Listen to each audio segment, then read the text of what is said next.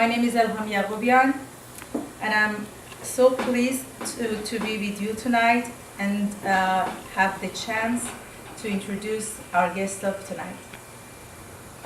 One of the West Los Angeles Chamber's mission is to appreciate, illustrate, and illuminate the intellectual, cultural, and literary parts of our society as a component of our social activities. In this program, on a monthly basis, the writers, thinkers, and literary activists of our community will be introduced and appreciated by our members. Our honored guest of tonight is Sergeant Gary Farmer. He served on the Los Angeles Police Department from 1975 till he became retired in 2007. His 30-plus years included assignment in patrol, gangs, and detectives, and he worked Wilshire 77th and Hollywood divisions, among others. His son followed his father's path and is currently a Los Angeles police officer. He is the author of The Streets Are Blue, True Tales of Service from Front Lines of the Los Angeles Police Department. Today, he will discuss his book and his experience from the front line. We will have 20 minutes Q&A after his talk. Thank you so much. Thank you.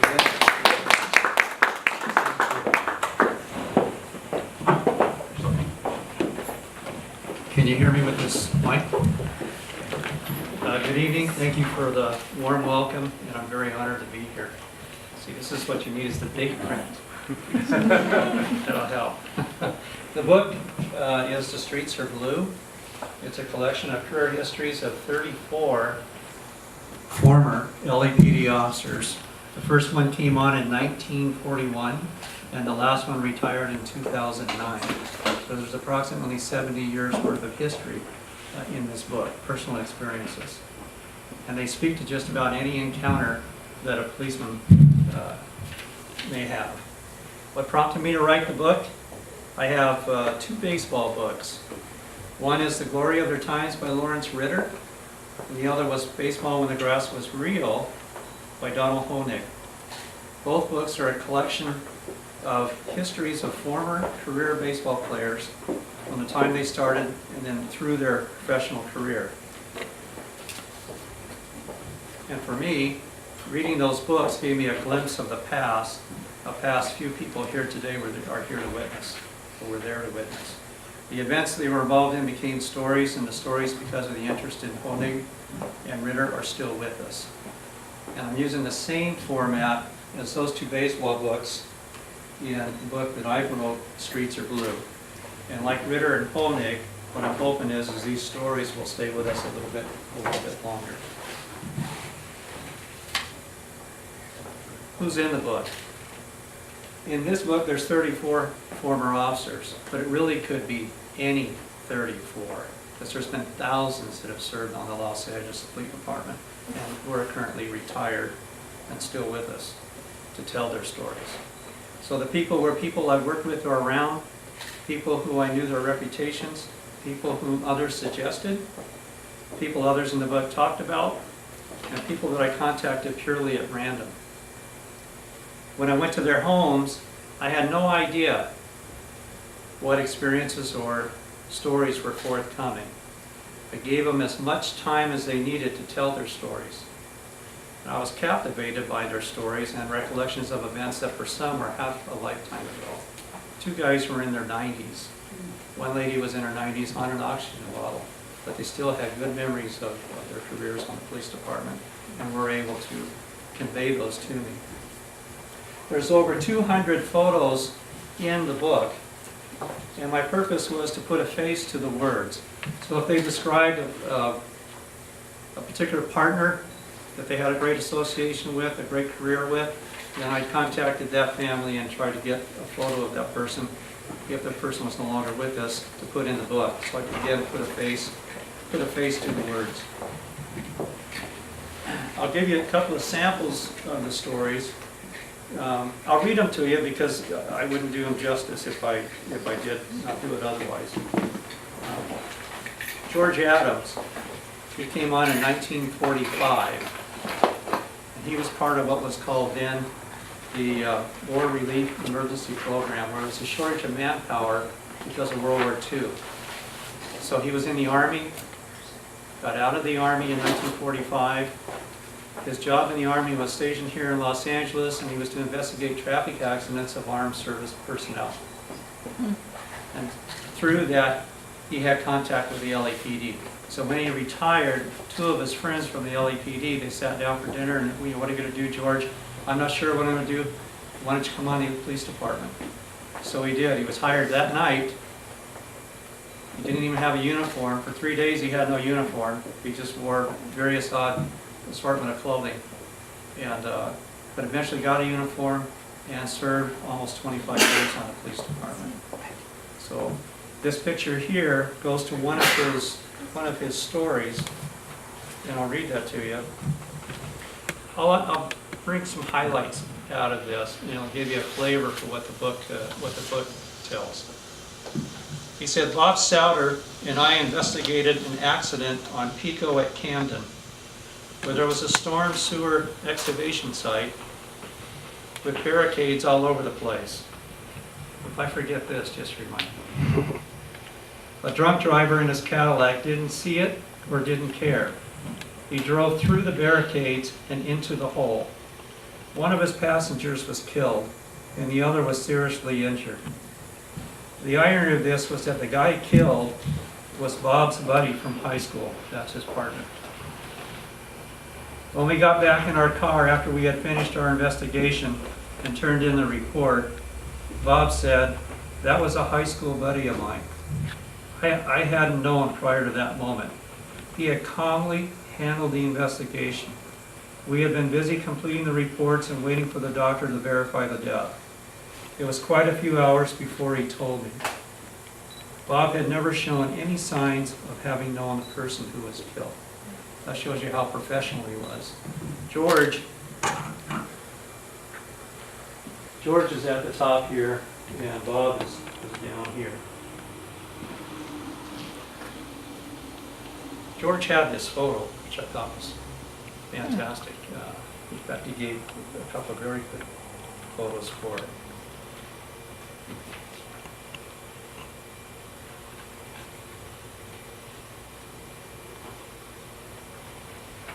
Lomi Hall. Lomi came on in 1954 as a police woman. Now, up until 1973, that's not Lomi Hall. Right, Boy, that's flying, huh? yeah. See, that's why I have a son and daughter to be able to do this for me. Here's my adopted son. Lomi came on in 1954. She was a police woman. Up until 1973, that's what the women were on the LAPD. They could work juvenile, they could work in the jails. They were pretty restricted in what they could do, but they couldn't work the field in a patrol car because they weren't field certified. In 1973, that changed, and police women, through attrition, faded out. Any woman coming on the job can now be a police officer from 1973 on. So in the book, I have two ladies that were police women. One that was a police woman and then converted to a police officer in her career, and then two female police officers in the later years. This is Lomi. Lomi is now 92 years old, like I said, on an oxygen bottle. And here's why. I was still on probation when they transferred me to Lincoln Heights Jail. I wasn't there long, but long enough to know they had good food and I gained 4 pounds. Well, the really bad thing, was that I learned to smoke while working the jail. I had never smoked when I was in college because I hadn't been able to afford it.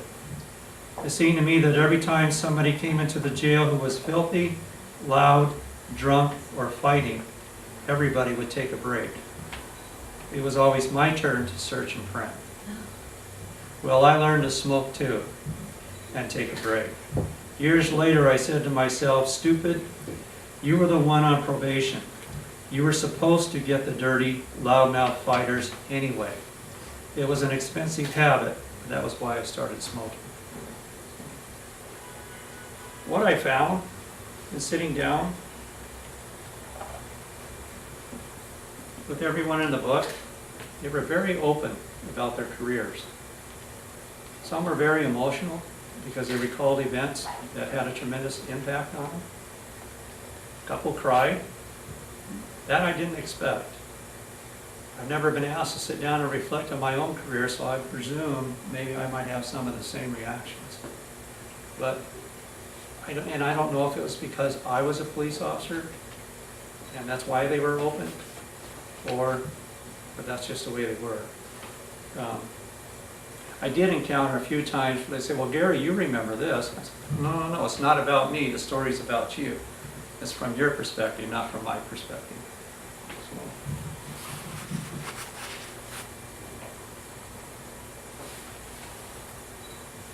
Cal Drake. Cal Drake came on in 1954.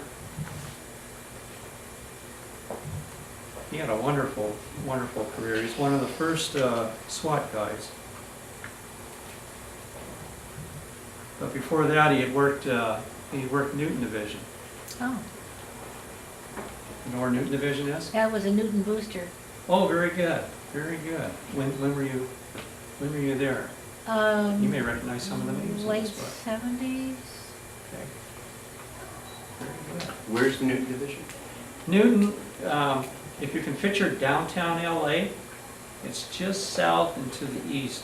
Everything east of the 110 freeway, and the south of like 7th Street.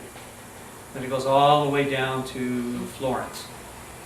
And the east border would be The Central county. Avenue, well, the Yeah. county on the east. So that would be Newton Division. So Cal, he's working day watch, and he's working by himself. He's in the station, and a call comes out that they just had a train wreck at Santa Fe. Santa Fe was a two-car combination that went between San Diego and California, or San Diego and Los Angeles. And it was, let's see, this was 1956. 1956.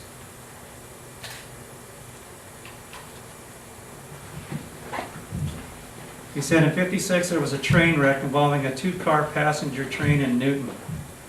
It was a commuter train that ran from Los Angeles to San Diego and back. The two cars were bigger than the average car and carried a lot of passengers. There was a curve in the track near Washington Boulevard east of Santa Fe Street. The speed limit for the curve was 25 miles per hour. The engineer, I believe, had a heart attack, fell on the throttle, and hit the curb at over 60 miles per hour. The train turned over and slid on its side. You can imagine what it looked like. There were bodies everywhere, and a whole bunch of people with broken arms and legs. 30 people died, and over 100 were injured. I was working a one-man car and was the first unit on the scene. But other units arrived shortly after. I took 3 carloads of walking wounded with broken bones to Central Receiving Hospital, Code 3, meaning red lights and siren.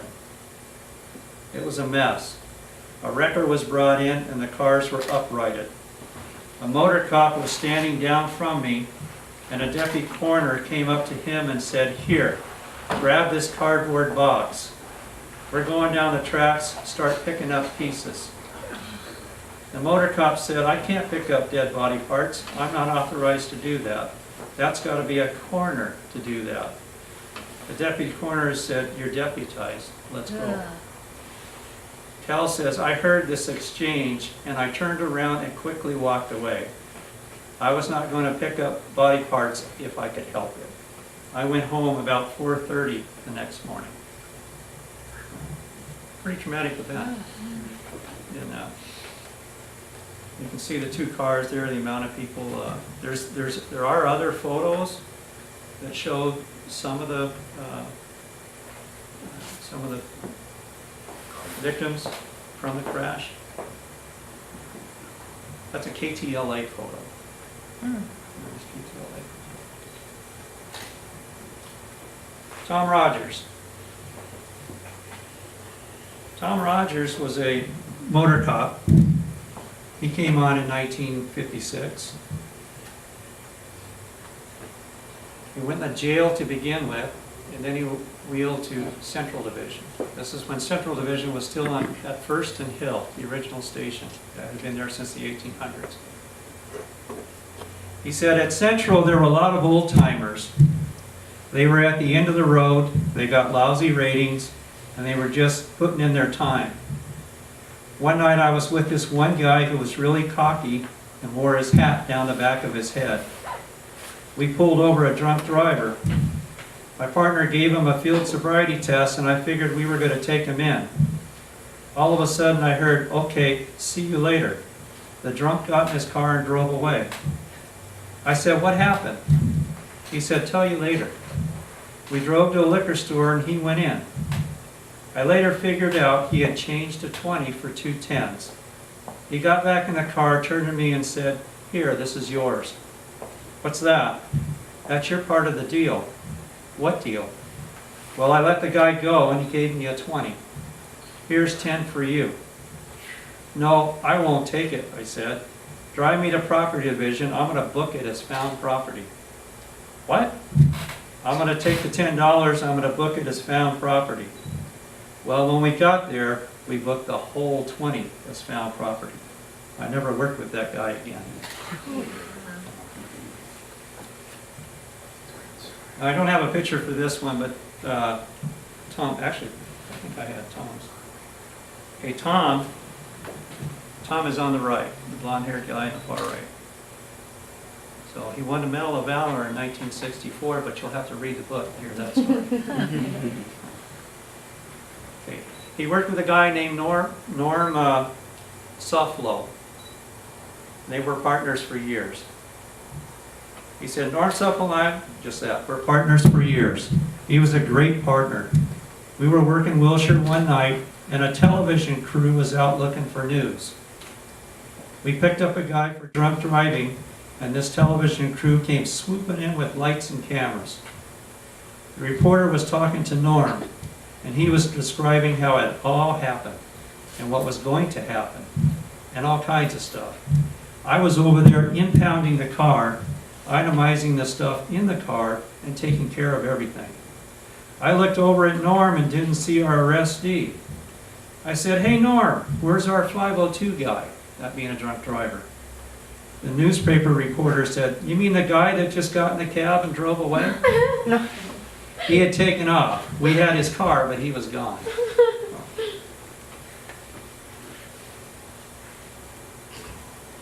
So that's Tom. He's now down living in Orange County, and he's in his 80s, and he's in very good shape. Okay, Ed Meckel. Ed Meckel came on in 1958.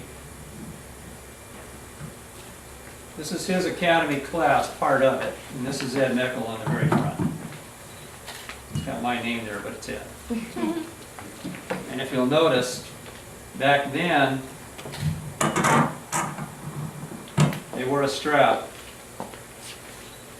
They wore a strap to hold up their belt, their equipment belt. Nowadays, we don't have that. And there's a story in here that kind of goes to why this went away. But you'll have to read the book to find out. Ed Meckel. I said Ed came on in 1956, and of all of them, he had a tremendous sense of humor. So he's had two pretty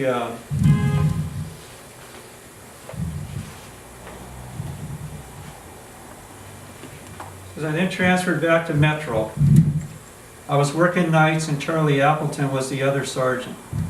We each had 5 teams. Metro Division is a division that is deployed in various parts of the city depending on whatever crime problem they're working. But they're fluid, they're not designated to one specific area. So the department has the ability to move a group of people to certain high crime areas to try to impact the level of crime.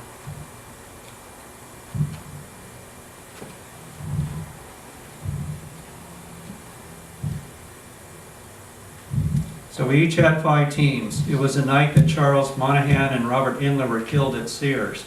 This is Sears. Where, anybody been to the Wilshire area? There's a police station on Venice Boulevard at La Brea. To the east of that is a Sears Roebuck. And at the time of Ed's time, the station was right down below, on Pico, below the Sears. The Sears, if you look from the station parking lot, you can look up at the Sears building. Okay, and that's where their parking lot is and everything. But the police station was actually on Pico. It's no longer there. I think it's a city swimming pool now. It was a night that Charles Monahan and Robert Inler were killed at Sears. This was February 1964. Monahan and Inler were 2 detectives, both working nights at Wilshire. Indel German, a uniformed officer in plain clothes, was in to watch, and the 3 of them were shooting the breeze. Sears was right next door to the old Wilshire station. An employee from Sears called and said, "We've got a forger over here in the security office." Monahan and Inler walked over to Sears, and German went with them. The 3 of them walked into the security office. The suspect, Lehman Russell Smith, was seated and had not been searched. He pulled a gun and he shot Monahan. He shot Inler, and he shot German. When I got there, I saw 2 bodies, Monahan and Inler, both of whom I knew, both dead. German had already gone to the hospital. He survived the shooting. The boss at Wilshire Station was Lieutenant Ed Jokish, who a couple of years later would be my boss. I told him I was from Metro and had 5 teams. They're yours. I said Charlie Appleton has 5 teams. They're yours. So he put us to work. Smith had escaped. We thought he might have gone to a location in Long Beach. I took 3 Metro teams with me. We went to Long Beach and met a sergeant and 2 uniformed officers from the Long Beach Police Department. The house was little and there was a big yard all the way around it.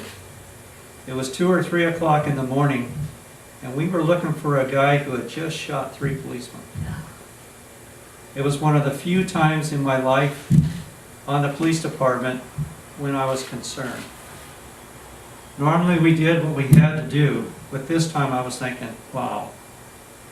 I sent the Long Beach policemen to cover the back of the house, and my teams and I were going to take the front. I booted the door, and the door went down on my first kick, along with part of the door frame. The room was pitch black. We all came in with lights, and in one corner was a guy sleeping. Our suspect wasn't there, so we apologized to the guy, put the door back, and left.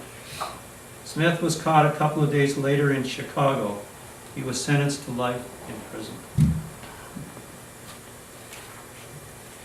Now, that's a serious part of Ed. But Ed, like I said, had a pretty good sense of humor.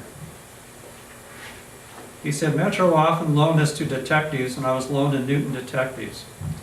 I worked with William Pinkston. Everybody called him Pinky. He was a good old detective. He knew everybody and knew everything about everybody. Anybody we talked to, he would tell me to write a shape. That's a field interview card. At day's end, he would say, run them, to see if they have warrants or anything. While doing this one day, I said to Pinky, remember when we stopped at the rooming house over there on Central Avenue and talked to that really old guy, the witness? He said, yeah. I said, he's wanted for escaping from a prison train in Texas in 1927. I said, you want to go get him?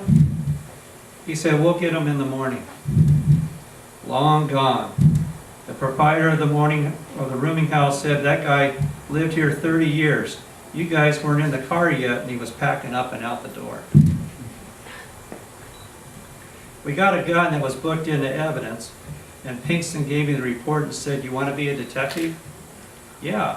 He said, "Detect, find the owner." I searched and discovered that the gun was taken in a burglary in 1943. This was now 1959. We were a little closer than 1927. I finally found the owner living in some retirement community out in the middle of nowhere.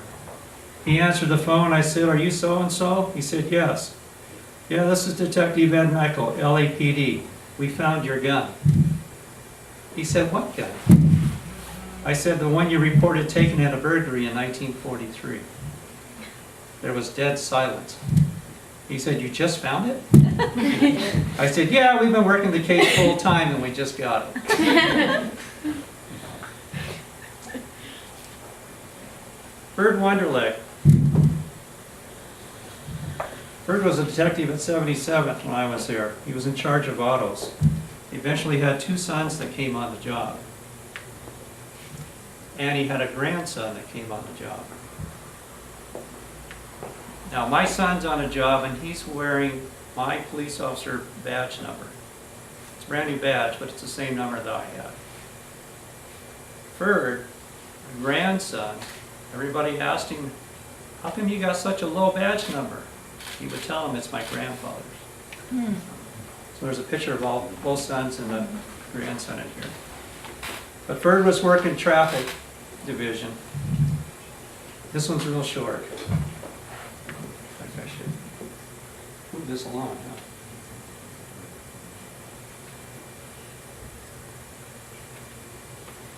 Huh? That's Bird. He says, "After the Watts riots, I handled a major traffic accident on the Harbor Freeway. About 8 cars were involved, with 2 fatalities.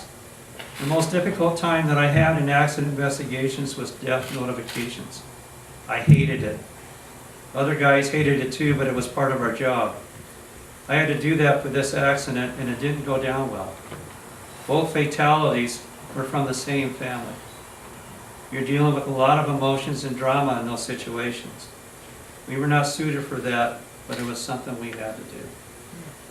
Kip Meyerhoff. Okay, Kip,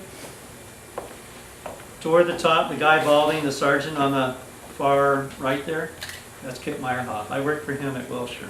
Good guy, like a father. Very good guy. Kip is, for this short story, is the watch commander, the assistant watch commander at Wilshire Division. In September '79, I was the assistant watch commander at Wilshire the night David Kubley was killed. David was working a report car by himself on a hot night. He removed his armored vest and wound up with a bullet. We were pretty sure the suspect was contained in the perimeter. Lieutenant Gary Reichling, the watch commander, went to the scene, and I stayed at Wilshire making notifications. The command staff was questioning the amount of personnel deployed at the scene, and I was sitting there fielding these questions. But our decisions were made, and the decisions paid off. How do you measure that? If you're dying, you want to know they're trying to get the son of a bitch who killed you. I gained a lot of admiration for the men I worked with that evening. That was a long night. I was there all night on that one. I was there at the time the guy was captured the next morning. And David was a very close personal friend. Okay. Hugh O'Gara. Say that I didn't wish he would just die would be a lie. But I couldn't let him go like that. We called an ambulance and he was taken to a hospital. We cleared from the scene and went back to work. He lived and probably went on to commit more crimes. And then I'll finish with this with Patty Fuller. Patty came on in the 1980s, and before she became a police officer, she worked our communications division as what we call an RTO, a radio telephone operator. She's the one that you always hear, 1 Adam 12, 1 Adam 12. Robbery call it here, the lady on the communications, that's what she was. So.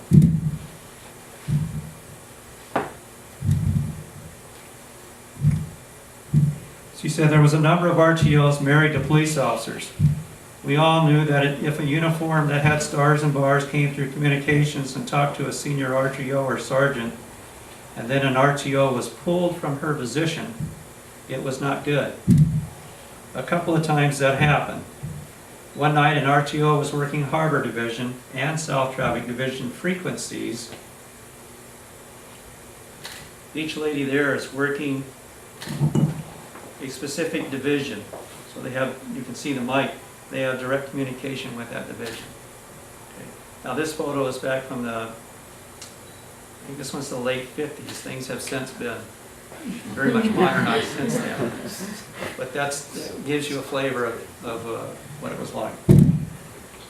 So she said she was an RTO working the Harbor Division and South Traffic Division frequencies when an officer put out a help call. Officer needs help, officer down. At the time, her fiance was working Harbor Division and in the field. She broadcasted the help call. She was professional and calm while handling the emergency. When the situation allowed, she went on her break and did not appear overtly worried. She came back from her break now knowing that her fiance had been involved in the incident, and she continued to work the frequency. She said, "I'm not going to let it bother me because I know he's in good hands.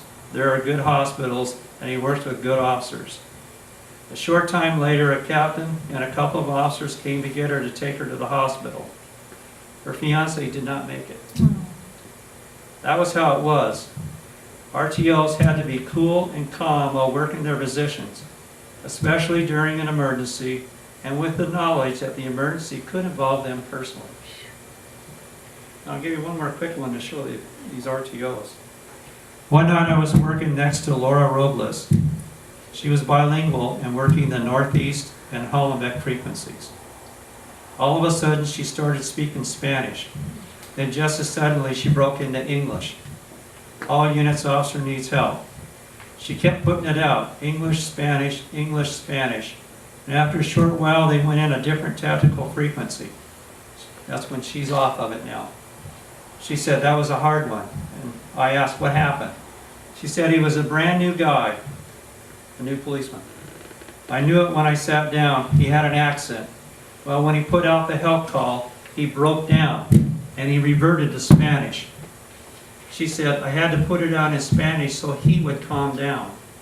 And then the other units were saying, what's going on? I had to broadcast in English for them. Luckily, Laura was on that frequency and could do that for that officer. Now, Patty went on to become a police officer and eventually retired out of the bomb unit with a K-9 dog. So, yes, I have her picture, I think.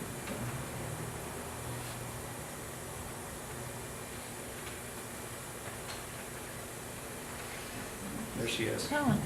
That's with her second dog. That's Mr. Grinch. So she had several dogs, but two that when they were retired went to her.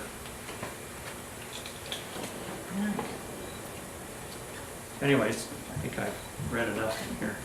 But the books, I have a couple here, hardback and a soft cover. If you buy the books, all the royalties coming to me. 50% goes to the Police Memorial Foundation, and 50% goes to the Police Historical Society Museum. I'm in the process of writing a second one, and all the royalties from that's going to go to the William H. Parker Foundation. My wife wasn't happy with that, but that's the way it went. Okay, does anybody have any questions? Yes. What were the two books you mentioned that I'll say inspire you, or that you... Two baseball books. Yes. When the Grass Was Real and The Glory of Their Times. Lawrence Ritter for The Glory of Their Times and Donald Honig for the other one. And what I liked about them was it was all first person. I did this, I did that. So you felt like they were talking right to you. And that's what I tried to do in this book, make it feel like they were talking right to you. As a matter of fact, one of them opens, it's Sam Crawford, and his first comments, well, how did you find me? So he, the author wrote that in there, how did you find me? Well, so it was, I enjoyed that because I felt like you were a part of the conversation. And that's the format for this book, and it'll be the format for the second book that I'm going to write. And it'll have from the 40s, 50s, 60s, 70s, and 80s in it. So, yes. Two questions, just a real quick technical question. I think in one of the stories you referenced how a gentleman was basically made an officer, like, and he didn't have his uniform for a few days.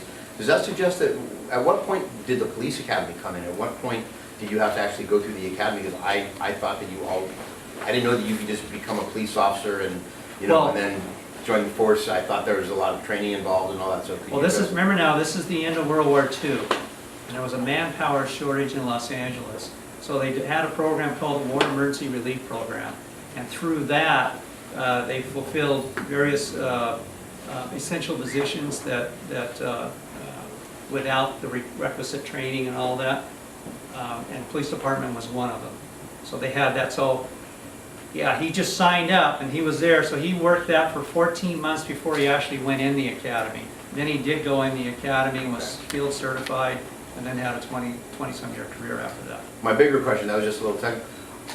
Lifelong resident here, and obviously Chief Parker, we know Parker Center, and of course Daryl Gates, good and the bad, and of course Bratton, and now Chief Beck. To what extent, and I don't know under which chiefs you serve, but to what extent do you feel that the chiefs really set the tone and also the experience that different officers have? I mean, of course, the Daryl Gates years, from the little that I know, were difficult years. There was a lot of things going on in the city. Parker was pretty legendary for professionalizing the police department. But to what extent does the police chief, does the fact that you served under Bratton change the experience that the officers have as officers? Well, obviously a tremendous impact, just like the President of the United States or whatever. That's who's setting the environment for which you're going to work. And depending on what their priorities are or what's important to them and what they consider important and feedback from others is how they're going to run the police department. Now, Parker came in at a time where the department had a reputation of being corrupt. The city government in Los Angeles was corrupt. So it was a very fortunate set of circumstances that he actually made chief. If it hadn't been for the death of a police commissioner who was going to vote for another person, Parker never would have made chief. But he came in and he set the tone for a majority of the officers. Now, obviously, there's always going to be a few, it doesn't matter who's running the show, are going to step out of line. Okay? But he put a system in place to catch that, put them back in line if need be, or take them off the department. But everybody I talked to in here that has served under Parker all had tremendous compliments for him. They were all very, some even were kind of emotional about it. Now, you asked when I came in, Ed Davis was the chief when I started the department. And that's why I went through Davis and I went through the Gates years and then a few chiefs after that. And I think it was Bratton when I retired. 2007 was Bratton still here. So it was Bratton when I retired. I'll have to look at my ID card to see what's on it. Parks, were you there for Chief Bernard Parks? Yes, yes. So they all have their own styles. They all have their own priorities. They all have, what they consider, like I said, what they consider important. Parker was a very, very, probably society in general at that time was very professional. His emphasis was very professional. You look at the department today, and from somebody that had been part of what that before versus what I see today, I see it lacks in a sense, and a perfect example is the uniforms. The uniforms now, it used to be if you had long sleeves, you had to wear a tie. If you had a jacket on, you had to wear a tie. Even if you're in short sleeve shirts, you had to have a tie. When I first came on, there was a what they call a teletype put out, and each day, if the temperature reached this level, then you could wear short sleeve shirts. If it didn't reach this level, you had to wear long sleeve shirts. But if you wore long sleeve, you had to wear a tie. Now ties changed, they went from a traditional tie it yourself to a clip-on. When I came on, it was a clip-on. That's so that somebody doesn't grab you and choke you. Right, right. That was one of the changes, same thing with the strap. But, so now, today, long sleeve shirts, it's open, no tie. And I don't think it's even required for a white t-shirt anymore. Now it's going to be a black t-shirt. And there's opinions on both sides. The black t-shirt would be because it's less reflective, less visible at night. You're more darked out. You know, so there's a safety aspect to it, and that's perfectly understandable. But one thing about policemen, maybe it's true, and they're very resistant to change. So from this era to this era, you know, you're going to find a lot of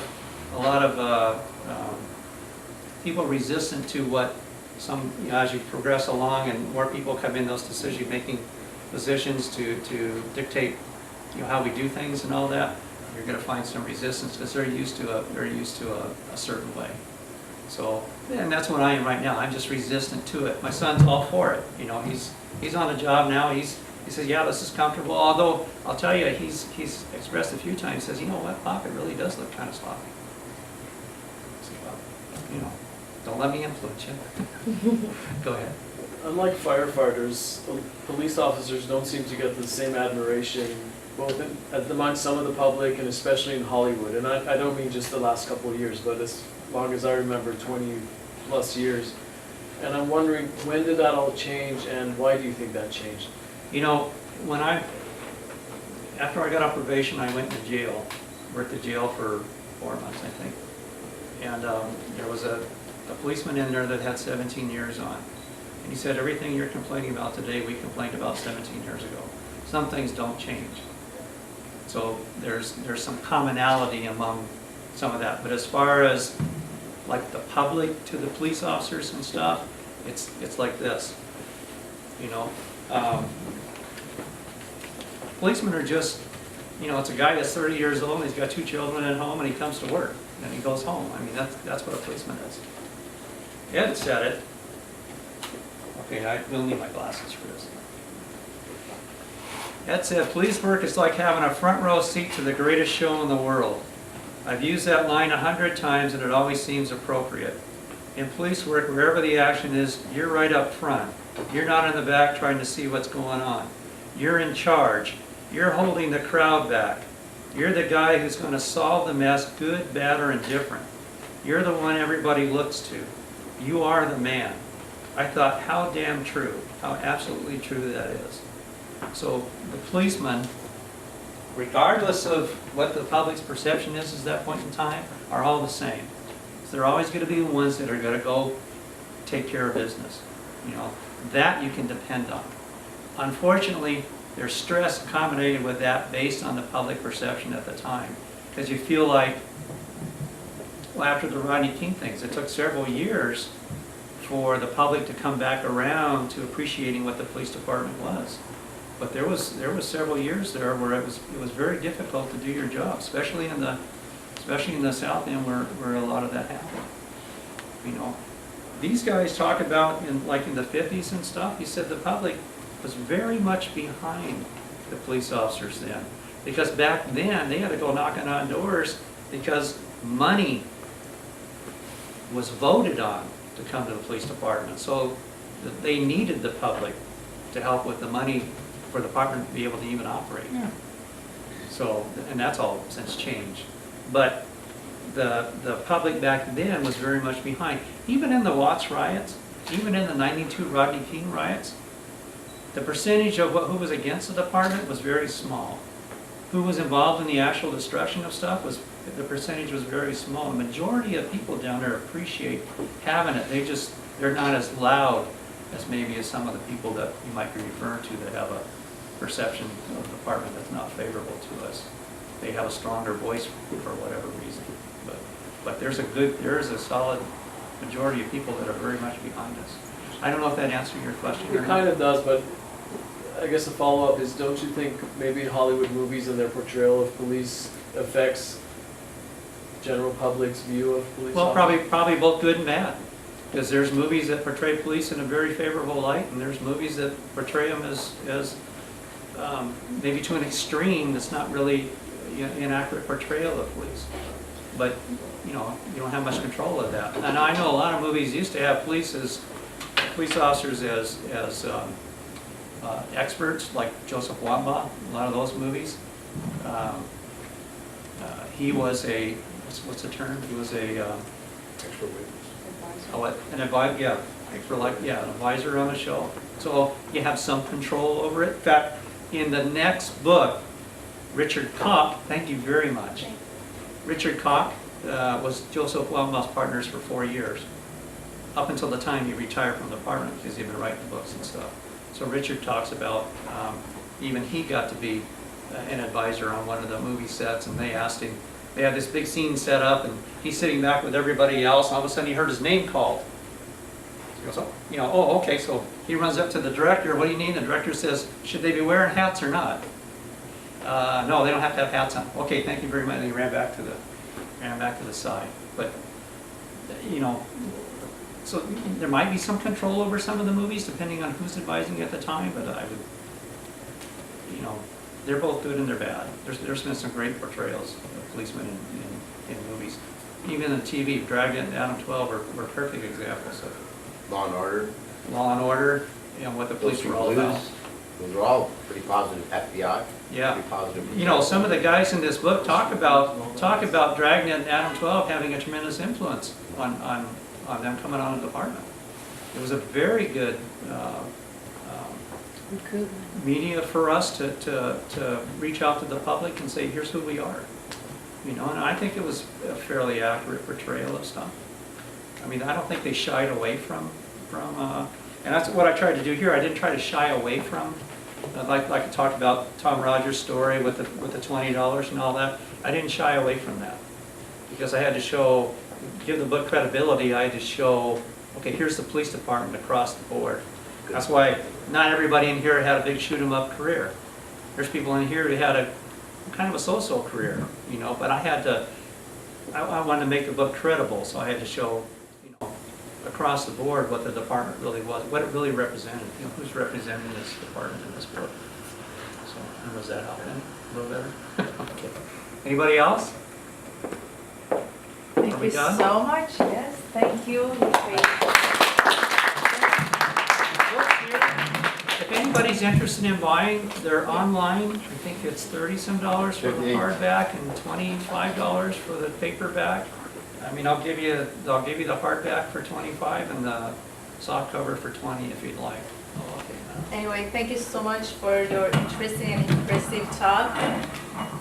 Usually we see all these things in movies, but this time I had experience to hear from the first hand. I really enjoyed it. Thank you so much. We have few certificates from different offices. I would love to invite Captain Tina Nieto. And I'm one of those lazy officers. You notice I didn't look that way when I was making my comment.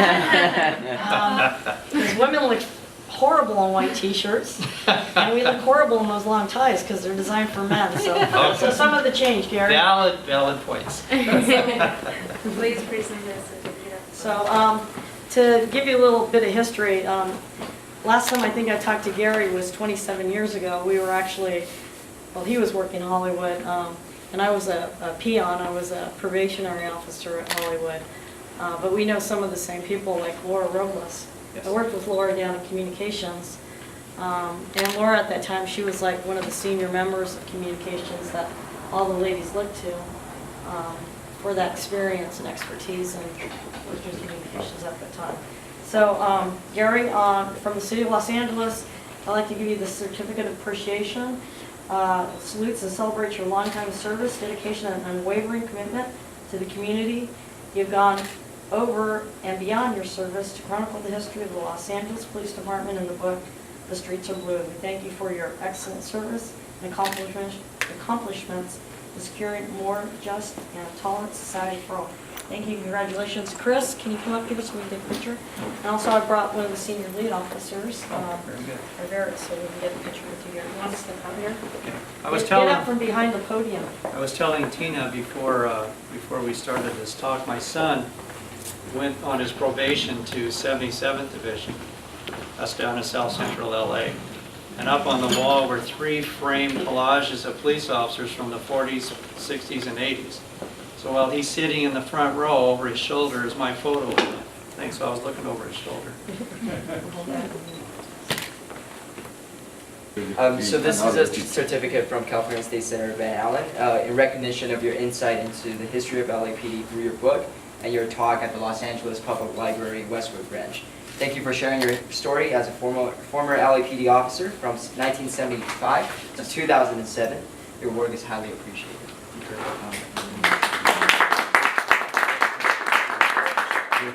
And Mr. Roosevelt Piper from Chamber of Commerce, President of Chamber of Commerce, will present certificate gosh. from First of all, Congresswoman. thank you, Gary, for your service, and thank you for documenting the history of our great city. And I'm going to present you on behalf of our representative at the House, Congresswoman Karen Bass, to send a certificate for you. Wow.